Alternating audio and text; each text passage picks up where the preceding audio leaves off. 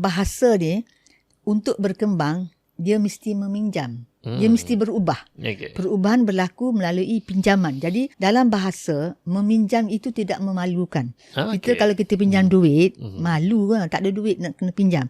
Dalam bahasa, setelah kita pinjam, kita tak perlu pulang balik dan kita boleh ubah menjadi hak kita. Itu menariknya, ya. So kita pinjam satu perkataan dalam bahasa lain, perkataan itu dah menjadi hak kita. Kita boleh ubah mengikut sistem kita. Itu yang menarik. Kalau kita pinjam satu perkataan dalam bahasa Inggeris, misalnya sistem. Tak ada dalam bahasa Melayu, sistem. Tapi lepas itu, kita tak pinjam lagi systemize ke systematic ke, kita kena bersistem, mensistemkan. Kita gunakan sistem, ya, dalam bahasa kita sendiri, tapi perkataan itu sahaja yang dipinjam. So sesiapa yang meminjam 3-4 bentuk, itu salah lah. Rugi. Pinjam satu saja, kemudian gunakan keupayaan bahasa kita sendiri membina perkataan-perkataan yang baru.